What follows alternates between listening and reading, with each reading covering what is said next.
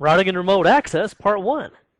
In this nugget, we're discussing Routing and Remote Access, Part 1, and I usually just call this RAS, just because that's kind of a holdover from NT4. But anyway, RAS, or Routing and Remote Access, we'll start off with just basic configuration of it. You're probably already familiar with the basics of how to do this. However, I just want to kind of quickly review it. RAS can be a big topic, so we're going to kind of refresh our memory with that. Also take a look at capacity planning for your RAS servers, what kind of memory needs they're going to have primarily. We'll also take a look at configuring an L2TP connection. That's because it's one of the more difficult kinds of connections to configure, especially at least compared to a PPTP connection. It involves certificate services and things. And so since it involves some other technologies that you might want a little refresher on, I just went ahead and set up an L2TP connection that I'll show you. We'll also take a look at a topic of split tunneling, and this relates to routes in your destination network and whether or not you can access the internet simultaneously. Can be a big issue. We'll need to really address that one. We'll also take a look at the VPN ports you'll need to open up that allow VPN inbound connections as well as outbound communication to your VPN clients, and the DHCP relay agent, which are going to be critical not only to make sure that your RAS clients can get an IP address, but also so that they can get the appropriate configuration for their network, including things such as the routes, DNS servers, and things of this nature. Now, I'm sure at this level you already know about routing and remote access, and I don't really probably need to show you much about how to configure it and all that kind of thing. However, routing and remote access is a gigantic topic. In fact, I think it was for the 293 series that I taught here for CBT Nuggets.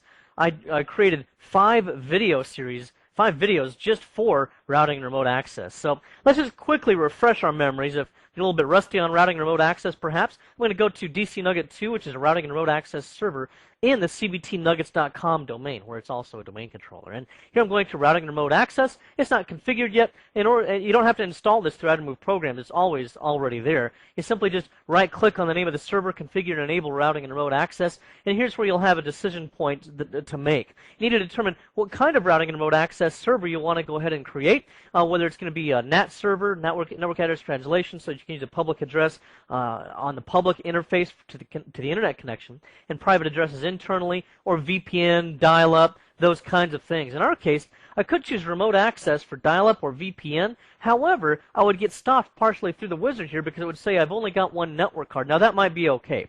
If this RAS server is the endpoint of all my communication, and my clients that are dialing in have the files they need on this server, they don't need to go elsewhere on my network, they don't need to go to other subnets or anything like that.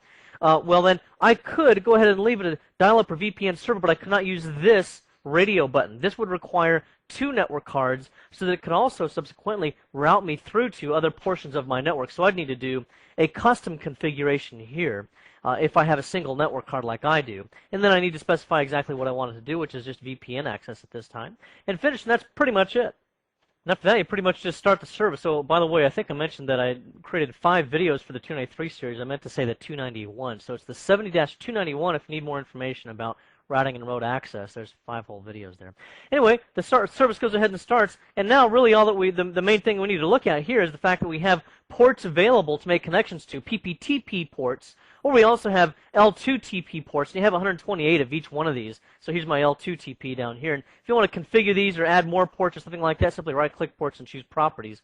And you can see here that if I wanted to add more, I could just add more in here. If I wanted to add more down here, I can also, pretty much just do the same. And I'm going to accept inbound and outbound connection. And of course, the outbound connections here would simply be if I'm going to do something like demand dial routing. Okay, so that's pretty much all I need for my routing and remote access server for the time being. The other more complex part of routing and remote access is going to be in the routing and remote access policies. We'll take a look at that a little bit later on. Also, in terms of capacity planning, you do need to possibly add some more memory if you're going to accept a lot of different connections, especially if you have only 256 megabytes installed memory because of the baseline minimum requirement. By the way, Microsoft has a strange perspective on memory sometimes. My friend from overseas, her name's Sharon, she sent me a knowledge base article number 268343, which I looked up here, to find an interesting statement about memory from Microsoft. This is from Microsoft's knowledge base. If you think that you're experiencing a memory leak, be aware that memory leaks may not be what they appear to be. You may discover that a memory leak is not a true memory leak, but is a performance enhancement. Where do they get these things? I don't know what they're thinking there, but anyway, it's no surprise that that came from Microsoft. That's where Bill Gates also said many years ago that 640K ought to be enough memory for anybody. But anyway, at least in terms of routing remote access from memory, you're going to have 256 megabytes for any Windows Server 2003 installation just as the base install. And then per 1,000 connections, you're going to want to add about 256 megabytes more memory. So if I had 1,000 connections expected at this RAS server, of course I'd have 512 megabytes on this server. Now the other thing to think about in terms of performance and so forth is that if you use compression for your connection, then each compressed connection is going to require more non-paged pooled memory, and therefore, since you're also using compression that's processor intensive, it's going to need a little bit more processing power. Other than that, there's nothing specifically, overloading in terms of processing power on a RAS server. And you could turn off compression at a performance benefit, but that's only a performance benefit on the RAS server, but it's going to increase your network traffic. So in most cases, we leave compression turned on because usually the processor can keep well ahead of the compression. Now, let's just go ahead and take a quick look at what we would need to configure a connection from a Windows XP client to this RAS server that I've just configured to make an L2TP connection as opposed to a PPTP connection. PPTP is easy. You simply configure it on the client side, and as long as the RAS server is set up, you initiate your connection to an IP address or to a name that can be resolved. A PPTP connection, of course, is going to use point-to-point tunneling protocol, and for encryption, it's going to use Microsoft Point-to-Point Encryption, or MPPE. That's pretty good encryption, but it's not nearly as good as L2TP, which uses a certificate, so therefore you're going to need a certificate authority as well. Let's take a look at the user accounts. First of all, if I go to my just generic trainer account here, we'll see that I have added an email address here. That's going to be important later on, because with certificate auto-enrollment, which is going to be the easiest way to configure L2TP connections, by default, you're going to need an email address listed in the user's account, which is not put there by default by the wizard when you create the user account. So you're going to need that when you create when you get the auto-enrolled certificate. Otherwise, auto-enrollment will not work. In any case, we also want to go to the dial-in tab here, and you can see that I'm in the Windows 2000 Mix domain functional level, and your clue for that in this case is that I do not have this radio button available, control access through remote access policy. If I'm in any kind of a native mode, or if I'm in Windows Server 2003 DFL, then this radio button becomes available. In my case, I've just manually chosen to allow access, and that's good enough for our purposes for the time being. That's pretty much all I need to do for the user account. Either select this last radio button, and then enable the policy in the remote access policy to allow access, or I select allow access up here. The bottom choice is better, provided your domain functional level is at the appropriate level. The next thing I would need would be a certification authority, which I've already installed through Add Remove Programs and the Windows Components Wizard. So going to the certification authority here, I've got certificate templates selected in the interface here, which is going to be important because we need to have computer certificates, and these will allow us to be automatically enrolled, and these are going to be Type 2 templates. Type 2 templates are new with Windows Server 2003 and do allow auto-enrollment. Now, the user certificate that we have, the user template that is, does not by itself allow auto-enrollment, so what we've had to do here is to right-click Certificate Templates and choose Manage, which takes us to the Certificate Templates interface here. And once we get into this, you can select an account such as this Type 1 template, which is what this initially is. And by right-clicking on it and then choosing to duplicate the template, we can go ahead and create an additional one. Now, I've already done that, and I created this auto-enroll user is what I called it. Now, the key things to remember here are the subject name right here. This is where I told you that the email is important. If you don't have an email address configured in the user account properties, then it cannot include the information in the alternate subject name because of this checkbox. Therefore, it cannot allow the auto-enrollment to take place. So you can either not include an email address in the user account and clear this item, or just include an email address in the user account and leave this item selected. And that's typically what I do. The next most important thing to do here is to go to the security of this, and we need to go to the domain users and make sure that they have both read as well as enroll and auto-enroll permissions. By default, they only have enroll permissions, so we need to give them also read and auto-enroll permissions, and at that point, they're pretty much ready to accept this.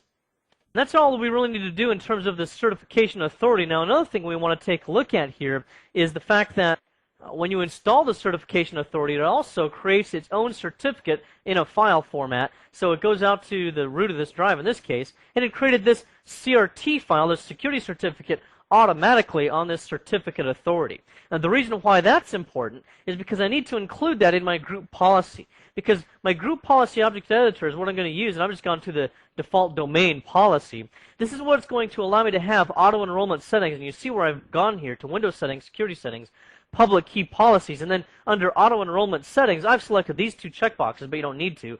By default, it will say enroll certificates automatically, so there's not that much you need to do really with policies and auto-enrollment of certificates for computer accounts, except for I've also added these self-explanatory checkboxes. Besides that, however, I do need to go to Trusted Root Certification Authorities, and the reason for that is because I need to be able to follow the certificates that they're going to be handling in terms of the authentication, and they need to be able to tie it back to an issuing CA, and here we have our root CA that we're going to work with. So here's my DC Nugget 2. Now how did I get that DC Nugget 2 there? I right-clicked to here in an empty space because it wasn't there initially. I chose Import. Takes you through the little wizard. I just browsed for the location that I just pointed you to, which was this CRT file in the root of the drive, and I just finished the wizard. There's really that much else to it. The next thing we need to do then is to go to the Automatic Certificate Request Settings, and you need to make sure that there's a Computer Automatic Certificate Request setting here. And to do that, you simply right-click here, choose New, Automatic Certificate Request, and then you follow the wizard, and you select which one you want. Of course, I've already selected Computer, and that was pretty much that. And then for the user side of things, go down to User Configuration, Windows Settings, Security Settings, and Public Key Policies, where again, auto-enrollment is selected automatically, and I've also added these two self-explanatory checkboxes. And then that's pretty much it for the user side of things. Now that I've got a Type 2 template that's configured for the user account to get auto-enrollment certificates, they should be able to get one as soon as the computer restarts. Then it's going to read the policy, it's going to get the computer certificate, and as soon as the user logs on, it's going to get auto-enrolled user certificates. And that's pretty much it for the server-side settings. Now for the client-side settings, I've already created a VPN connection here, so if I go to the properties, I can show you what I did. I simply entered in the destination, which I did it by IP address, and then I went to security. You can also do a host name or a fully qualified domain name, provided there's a DNS server on the internet or something like that that can resolve it for you. And I've gone to the security tab, and here's where the important L2TP connection settings are. If I had left it typical, then it could just use something like MS Chat or something like that, requiring a secured password. I've gone to the advanced settings here instead, and we're going to go to EAP, or the Extensible Authentication Protocol, to use a smart card or other certificate. By the way, most of what I've already done for certificate authority and so forth is also very useful for a smart card. You have to do a few more steps if you want to use a smart card, but for our cases, I'm just going to go ahead and click on Properties here and show you that I am going to use a certificate on this computer. And I also can validate the server certificate. This will give me mutual authentication to validate that the server is who it says it is as well. Then I need to go down here and select which servers I trust. And it gives me, for some reason, it doubles the certificates at times. So if I go to view the certificate, it shows me the same thumbprint for these certificates. I don't know why it appears there multiple times, quite honestly. But in any case, that's pretty much all there is to it. I don't have to do the validate server certificate, but I can. And then once I'm done with all of this, I just OK past everything. And then now I'm ready to make my connection. And now that I've created the connection, I've got a shortcut for it on the desktop here. I'll just double click on it. We'll see that it makes a connection just instantly, practically. And now it says that I'm connected to CBT Nuggets. And if I go to the details, it says, wait a minute, that says PPTP. What was all that work I just went through to go ahead and use L2TP? Well, the reason why it goes to PPTP is because if we go to the properties of the connection and go to the networking tab, we see that its type of VPN is set to automatic, which tries L2TP first, but apparently Microsoft put a very, very short timeout in there so that if it times out on L2TP connection attempts, then it'll go to PPTP. Well, it's such a short timeout that it almost always goes to PPTP, even if it tries L2TP first. So to guarantee L2TP connections, you must select L2TP and then click OK here. Now it's going to tell me it won't work until I actually redial the connection or reattempt the connection, so I'll disconnect here. And then when we double-click and attempt the connection again, then we'll see that this time when we go to the details, we are indeed on an L2TP connection, which is going to be more secure than our PPTP connection. Now, another important consideration when it comes to dialing into a VPN server, and this is going to address more of our design issues for the 70-297, is the routing issue. I mean, for example, right now, if I go to command prompt and I do a route print command, then what we're going to see is the routes that we currently have on this Windows XP computer. And there's nothing unusual here. Just notice, for example, that my default route here is all zeros. And anytime it gets a destination that it doesn't know about that's not already identified in any of these other routes, it's going to go to its default gateway through this network interface card, which has an IP address of 10.10.10.31. That's the IP address to my NIC card. And it's got a metric of 30. Okay, no big deal there. If I want to go to the internet right now, I can click on Internet Explorer, and we go to the home page of the greatest football team in the world. Despite the fact that they lost yesterday, at least at this current point in time. Anyway, so we see that we're able to get to the internet just fine. However, your internet access and access to the rest of your network can be severely affected by one simple checkbox, which I'll show you about shortly here. But let's take a look at a diagram of how all of this works. First of all, here's my RAS client, and we're going to go ahead and make a VPN connection with this RAS client. Maybe they're in a hotel somewhere. The company's really cheap. They're not going to afford to put them in a Hilton or a Hyatt or a Westin or a Marriott or something like that. So instead, they're at Billy Joe Jim Bob's hotel by the highway. It's not even a hotel, it's a motel. Anyway, so we got a 16K connection because we're dialing out through the little phone that's nailed down to the desk so nobody steals it there. We got a 16K connection, that's the best we can do, out to the internet.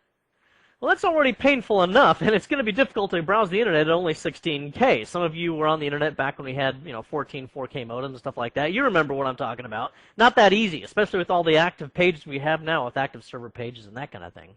Anyway, we're on the internet, and then we realize, oh, you know what? I forgot to check my email back at the office, or I need to check out something on the intranet web server back in our office over here. So what we can do is to create our VPN connection, which goes through our proxy server, which is configured as a firewall to allow inbound VPN connection attempts, so it allows the connection to go to our RAS server.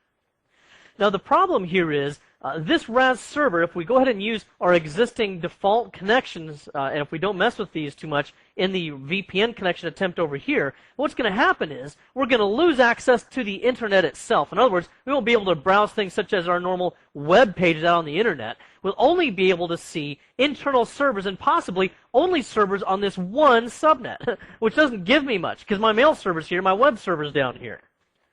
Let me just go ahead and show you the checkbox that I'm talking about that's going to have that happen. If we go back to my little client over here, then we're going to go ahead and go to the connection properties. So I'm going to go to CBT Nuggets properties here, and I'm going to go back to networking, and then I'm going to go to the properties of the TCP/IP connection here.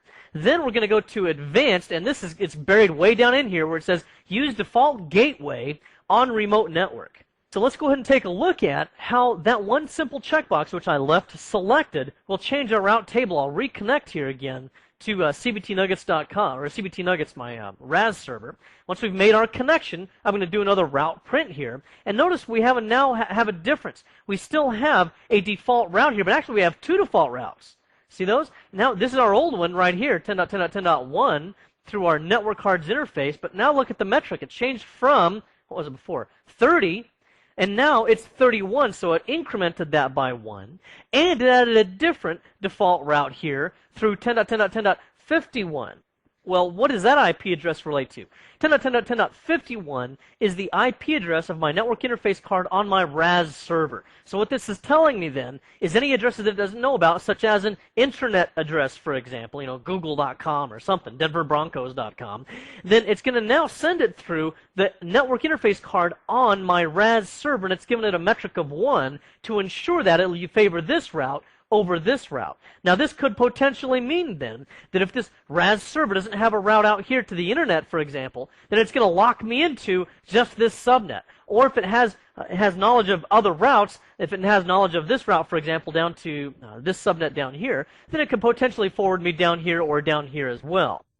Now the way this relates to what I originally started with here with a 16K connection is this. I've got a bad, slow connection here already through the proxy server to this RAS server. Now, if this RAS server does have a route that will allow it to pass back through this proxy out to the internet, then I will be able to get to the internet. But now I'm going to have to go through all this route, and then to get back out to the internet for my VPN client, I've got to go back through my proxy, then back out to the internet, and then when it gets an answer from the internet, this proxy server gets an answer from the internet, and it usually is going to be a caching server of some kind, so it'll cache web content. Then it'll go back through this proxy server, back to the RAS server, from the RAS server, back out through the proxy, back through the internet, back to my VPN tunnel, back down to my RAS client here. So you can see how that's a kind of a long, convoluted way to get to and from internet web pages. And if I've already got a slow connection, it's going to be painfully slow.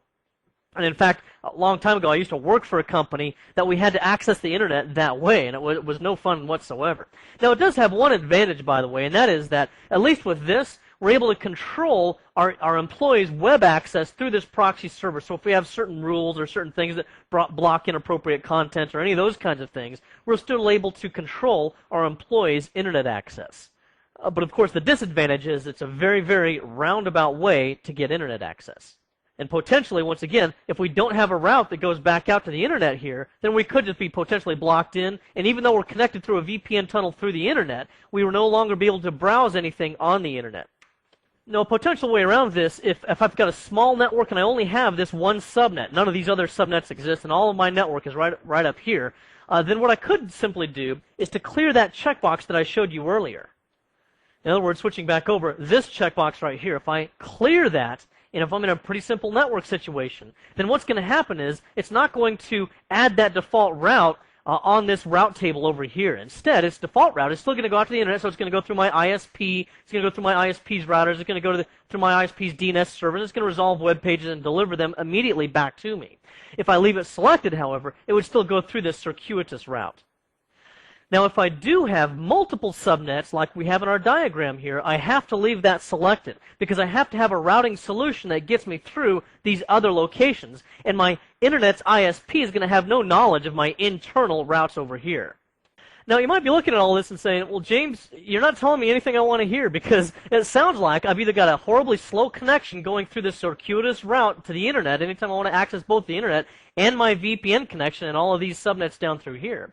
Or, and that's what happens if you leave the checkbox selected, or I can clear it, and I can only gain access to the internet then, and just this only the same subnet to which I'm connecting on this RAS server. Because by clearing that checkbox, I'm not going to be able to use any routing solutions that will get me to these other subnets. Well, none of that works for me. What I want is a reasonably fast internet connection, even over this slow line, and I want to access all of these subnets. Well, what are you going to do to give me that? Here's what you do. You need something called split tunneling. Now, I have to tell you something kind of funny about split tunneling. And that funny thing is, I decided to search Microsoft's knowledge base for information about split tunneling. So what did I do? I went to the help and support page. I did a search for split tunneling, and watch what happens when I search against split tunneling. It gives me the search results down here, and this is the only article it gives back to me. How to play the games. I don't know, what is it? MSB Humans. It must be a game of some kind. I don't know. So it just tells you how to play this game. The mouth, the esophagus. Heading further south, we go to the stomach. Further south, small intestine. Further south, large intestine. I guess I better not go any further south or this will be an R-rated video. But anyway, you see the idea here is I was looking for split tunneling and this is all it gave me. But to be fair to Microsoft, if you do a search again for split tunneling here, then there's a really good article from a guy called the Cable Guy. I think he does that. There it is. The Cable Guy, split tunneling for concurrent access to the internet and an intranet. And this is a pretty good article here. I did find a couple of errors in it, but I emailed this guy. He seems like a real nice fella.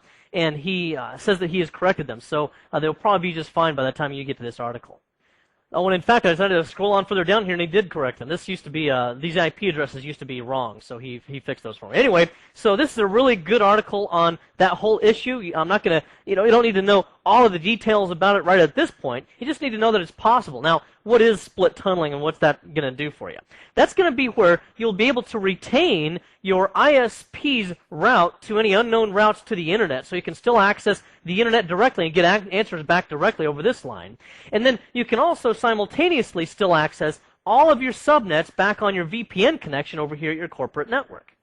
So to actually use the split tunneling, what are you going to do? First thing is you're going to deselect that checkbox, that troublesome little checkbox that we've been talking about. So in order to use split tunneling, you deselect that, and then after you do that, you can choose one of these three options.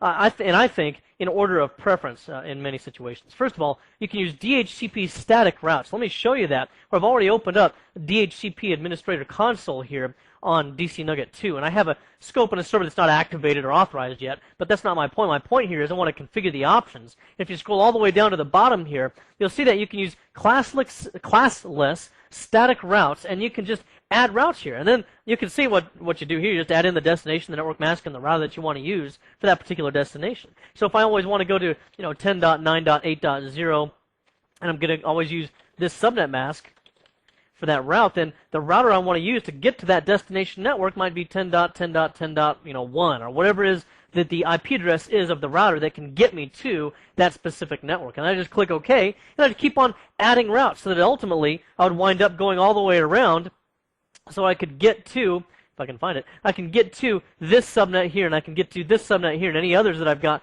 further on down here. I can do that because of those classless routing options that I configure through DHCP options. And let me also point out that you have to have the ability to pass back and forth a DHCP inform message. You see, this client, when it gets its IP address from a DHCP, it's going to also send a DHCP inform message over to the RAS server, and that way it can get the DNS server that it needs to use for this network. It's going to get its routes that it needs to use for this network, if we've configured those as options, like I just showed you, and all of that. And we're going to need to use DHCP relay agent to be able to pass forward a DHCP inform messages. We'll talk more about the DHCP relay agent a little bit later on. So that's one way. And by the way, I said I was going to show you an order of preference. I guess there's another way that's at least as good, and that would be to use the Connection Manager Administration Kit, or CMAC is what we call it. And I've just forwarded that wizard to this particular step in the wizard. And what the CMAC can do is it can configure for you these connection items. You see, remember how it created this connection item by itself manually? Well, you can't really do that individually on each individual client that you have. You might have thousands of them. It's not practical, but you can use the CMAC here to configure your connections, and then you can also configure it in such a way that all of your clients will automatically download the specific connection that they need. You can also do it according to different kinds of computers, so that the desktop computers will download one connection type. Your laptops will download another different type. So you can configure it that way, and I can then define a routing table update here. Now, I've already created a routing table, and I'll just go ahead and show it to you. It's just a plain text file that you can use. I just called it VPN routes. You just add in whatever routes you need there. So I'm going to add a route to 10.10.10.0 on a Class C subnet, and it's going to use the default metric and the default interface. That's what IF is here. This is all the same as any other static route that you would go ahead and add in. You just type it in pretty much the same way you would here. And then once I've got that file created, I can go ahead and browse for it and add it into this location. Or I can also use a URL or Uniform Resource Locator to a route file. So that'd be an HTTP address, for example, that's on my intranet. Now, one thing you could do is to just include a very simple route file here that will give me a route that I need to access this intranet web server, which will then have updates that we continue to update anytime we change it to our routing tables. Whichever way you want to go, you can use one or the other or both of these methods. It'll always check the static text route first and then the URL second. And the URL routes will override any conflicts in the text file if you want to use both of these. Either way, the point is you can use split tunneling by using this step in that wizard.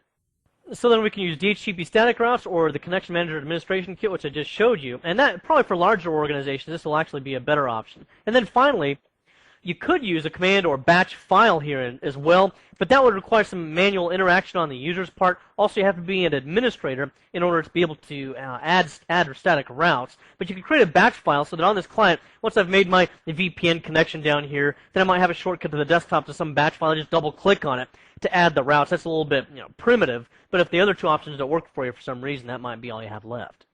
Let me also return to this diagram, which I've kind of cleaned up here now, and point out something important about your firewall or your proxy or whatever it is that separates your DMZ or private network from the intranet at large. And that is, you must open up the ports to accept all VPN traffic. You cannot open up the ports to accept traffic only from specific IP addresses, because you don't know what these RAS clients down here, what IP address they're going to get from their ISP. I mean, that's pretty much a moving target. So you're just going to allow those ports to accept to be open to any IP address requesting VPN service. Now, I decided also just to document this all in a Word file for you so you can kind of see what the ports are that you're going to need to have open. You're going to need to open TCP 1723 for any PPTP connections, and then you'll open up protocol ID 47 as well. For L2TP connections, you're going to need all of these UDP ports open and protocol ID 50. Now, to address another issue that Microsoft makes a point of, by the way, you need to make sure that you do have the DHCP relay agent configured if you're going to get IP addresses from a DHCP server here. So we need to have that configured on this RAS server. Now let me also point out that that's only partially for this client over here, because RAS servers by themselves will release 10 addresses at a time from the DHCP server. So the fact that I have a DHCP relay agent here is really for the RAS server to be able to find this DHCP server, which would have otherwise been blocked by this router. Alternatively, of course, I could have put a boot P router in here as well. So it allows us to get our block of 10 addresses from the DHCP server, and then when my client connects to this RAS server, it allows us to send back DHCP inform messages through this RAS server, through the relay agent, through the router, and onto the DHCP server, and to get answers back so that we can find out what the DNS server is, what the WIN server is, and anything else that we need to from that DHCP server. Now I'll go to another diagram and point out another issue, and that is that you might need to make this RAS server also a NAT server. That's a common situation. This will probably be in a smaller environment where my RAS server that's accepting my VPN connections or my dial-up connections is also a router for my private network over here. That way that I can accept these RAS connections for VPN connections through this public interface, and that's what that's pointing to, a public IP address on this network card over here. And then its second network card over here will have a private IP address in this IP addressing scheme.